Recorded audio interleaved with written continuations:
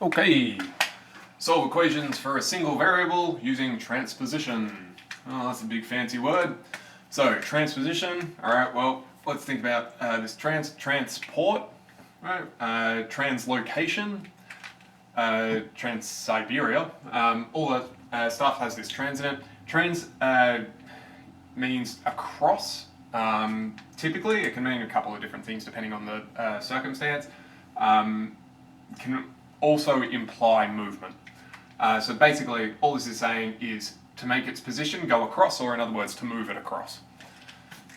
So, that's what we're going to be doing. We're going to be solving these things using transposition, in other words, moving things across, and we're moving them across the equal sign. Beautiful. This is only going to be for single variables, so if you notice, the x's only appear once in each of the equations. Next video, we'll do if it starts to appear multiple times. But we've got to start somewhere, we've got to start in the basics. Cool, alright, now, what we're going to do, I've got x plus 2 equals 5, hopefully you can scream at me what that is, but the reason I'm giving you such baby stuff to begin with is so that we can set up a system, so that when we get to the later stuff, we've actually got a systematic way of doing it, so that we don't just sit there going, no, for 5 days. Alright, so I've got x plus 2 is 5, okay, great. Well, what do I want to do? With all of these things, our goal is to isolate that x. We want to get x by itself, so x equals something on the other side. We don't actually particularly care what the something is, although that's the goal is to get x equals whatever. All we care about right now is the method for it. Because if we can nail down the method, then we can do anything. Great, okay. Well, I want to get rid of this plus 2. Okay, well to get rid of something, the way we're going to do this in algebra is to take its opposite. Okay, well what's the opposite of adding 2? Well, that would be subtracting 2. So, minus 2 is what I want to do. Now what I'm going to suggest you do for your setup is put that underneath whatever you are going to do on both sides of the equals. Because if this thing's equal, if I take 2 off one side, if it's a set of scales, a set of balances, if I take 2 off one side, the whole thing's just going to go boom and launch off. That's no good to me. I need to take 2 off each side so that the whole thing stays level. Otherwise my equal sign doesn't mean anything, because it's not equal. So I take 2 off both sides. Beautiful. Alright, well, plus 2 minus 2, those two kill each other. So that's great. I've got this x here, cool. X, equal sign. 5 minus 2, hopefully that's 3. And unsurprisingly, we ended up with x is 3, and hopefully we saw that straight from the start, but we've got to come up with a method. So what I'm doing is my red is what process I'm running, and then blue is the result of running that process. Okay, what about this guy? X minus 4 is 3. Okay, well, I want x by itself, I need to get rid of this minus 4. What's the opposite of minus 4? That would be plus 4. Okay, so plus 4, plus 4. Beautiful. Alright, minus 4 plus 4, those two will kill each other, so I've just got my x sitting on the left side. 3 plus 4, that would be 7. Beautiful. Okay, now what we should always do is check to see if that makes sense. So if x was 7, does the equation make sense? 7 minus 4 is 3. Yes, that makes sense. Beautiful. Next guy, 2x equals 8.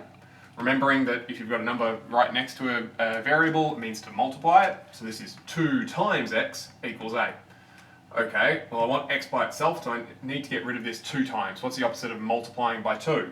That would be dividing by 2. Okay, so divide by 2, divide by 2. Okie dokie. Now if I've got 2 times something dividing by 2, those 2's are going to cancel each other because it's like having 2x over 2. 2's will cancel, so I've got x.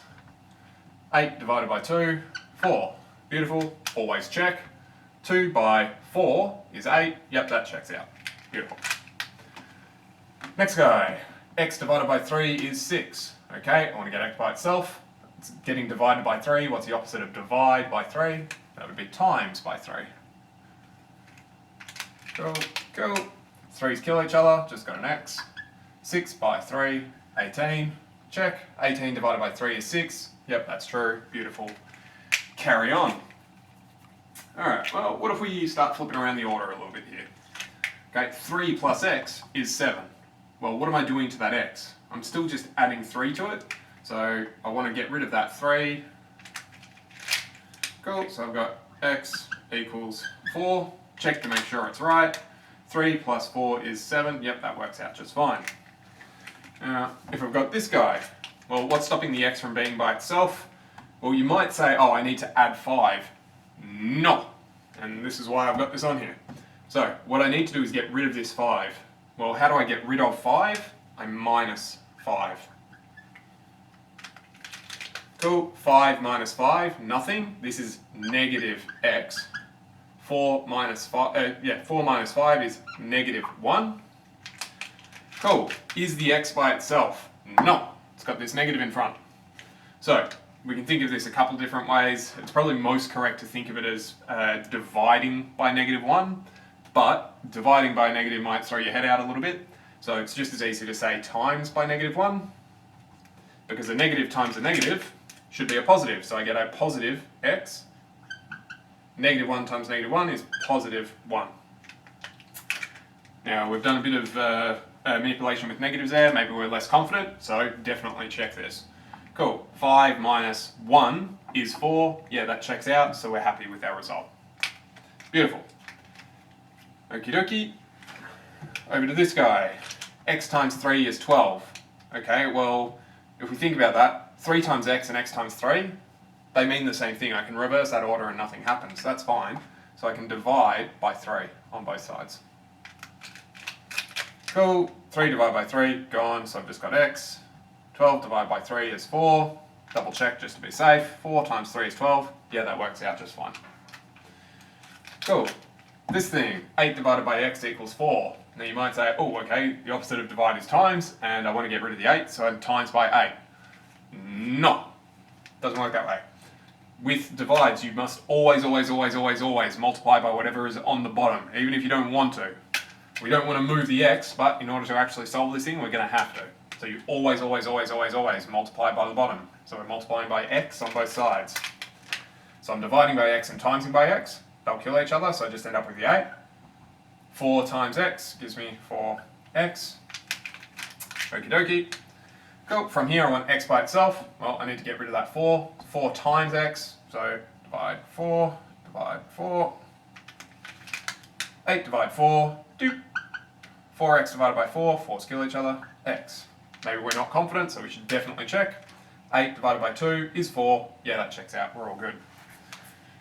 So, pluses and timeses, the order, it's communicative, which means basically you can flip the order and nothing changes. But with minuses and divides, you have to be more careful because the order matters as to how you're going to resolve the problem.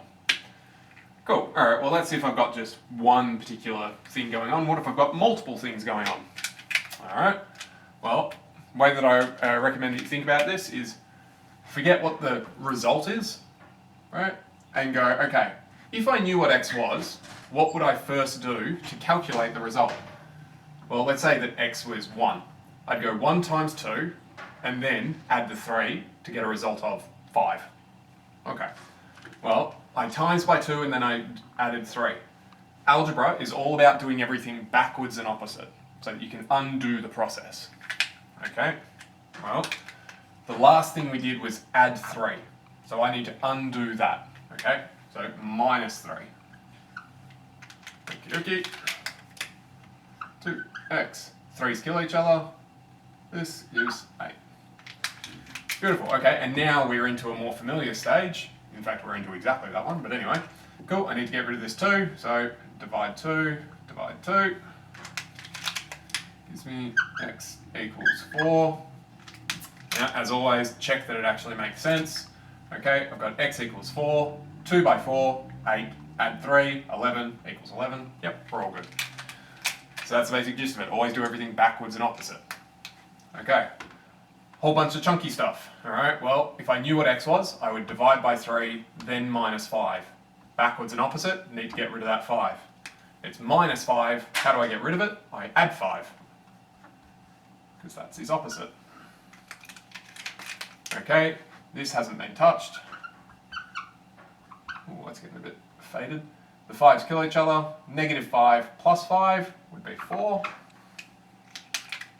Cool. We want to get the x by itself. X divided by 3. Opposite of that would be times by 3. Cool, 3's cancel. 4 by 3, 12. Always double check. 12 divided by 3, 4. Minus 5, -1. Yep, that checks out. Next guy, alright, if I knew what x was, I would -1 and then times that result by 2. Okay, fine. So I need to get rid of the 2. Alright, it's 2 times all this stuff, so I need to divide by 2, divide by 2. So the 2's kill each other, I've just got this x minus 1. 8 divided by 2 is 4. Beautiful. Alright, I want to get x by itself, x minus 1. Opposite of the minus 1 is plus 1. Oops, there we go. Cool. Always double check. X is 5. 5 minus 1, 4 times 2, 8. Beautiful. Now, if you wanted to, you could have actually tackled this a slightly different way. You could have said, oh, hang on, I can expand this thing. So I can do my loop things and say, oh, this is equivalent to 2x minus 2 equals 8. And that's fine. And from there we could say, okay, plus 2 is 2x equals 10. And then from there, divide by 2, divide by 2, which gives x equals 5. And lo and behold, we get the exact same result either way. And that's fine. The further down mathematics you go, the more ways you find to solve the same kind of problem. There's nothing wrong with that. The point is that you can reliably get to a correct result. Exactly what path you take doesn't matter so much, so long as it's a valid path. Okay, great. I've got this guy, okay? Well, I'd do x minus the 2, and then whatever that is, I'd divide by 3. Okay, I need to do backwards and opposite, so I've got to get rid of that 3. It's divide by 3, so the opposite of that, times by 3. Times 3, times 3. So 3's cancel, just got the top side. It's 12. Cool. X minus 2, opposite, plus 2. This equals 14. Okie dokie. 14 minus 2 is 12. Divided by 3 is 4. That works out just fine. Okie dokie. Now for some even more chunky boys. The exact same thought process works just fine.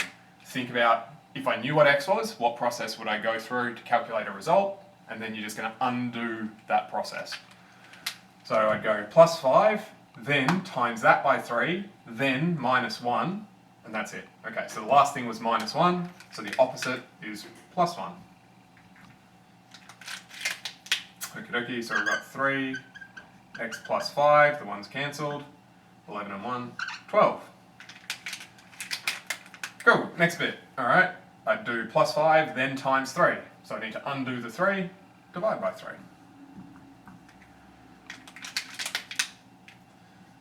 Plus 5 equals 4. Cool, and last bit, minus 5, x equals, what do we got, minus 1? Yep, okay, let's just double check that. Minus 1 plus 5, negative 4, times 3, uh-oh. What did I say? Oh, sorry, positive 4, what am I saying? Sorry, negative 1 plus 5, positive 4, times 3, 12, minus 1 is 11. Beautiful. Again, if you wanted to, you could have expanded this out, so you get 3x plus 15 minus 1 equals 11. Then you could simplify by collecting like terms.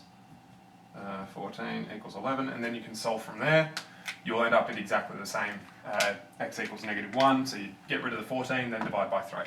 That's fine. Doesn't matter which path you take, so long as you can reliably get to the result. Cool, okay. Well, now I've got all this chunk, alright? If I knew what x was, I'd times by 3, then minus 4, then divide everything by 2. Get rid of that last thing, I divided by 2, opposite of that, times by 2. Times 2, times 2.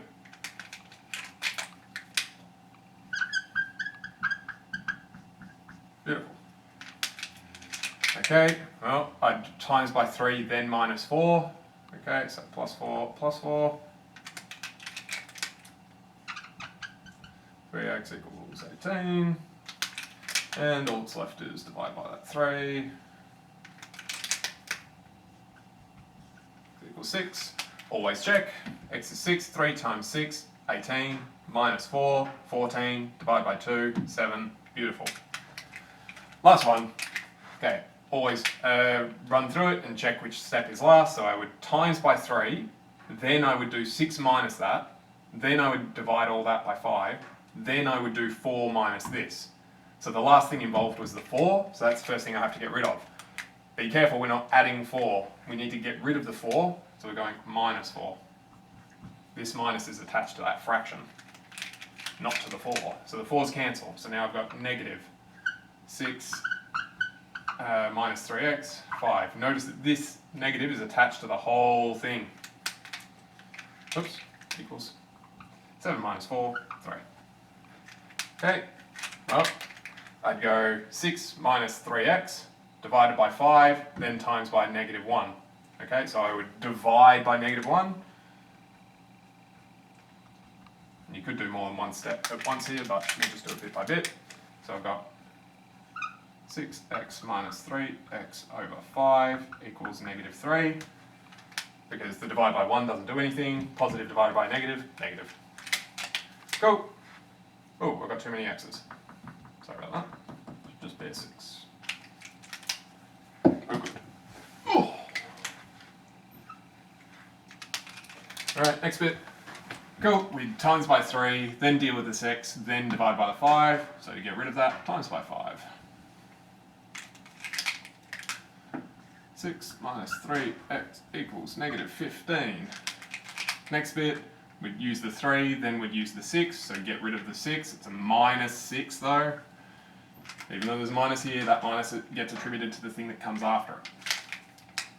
We've got minus 3x is negative 21.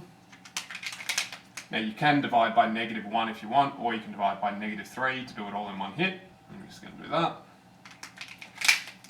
Gives me just x on this side, negative divided by negative, positive, 21 divided by 3, 7, and as always check. Go, 3 times 7, 21. 6 minus 21, that's negative 15. Negative 15 divided by 5 would be negative 3.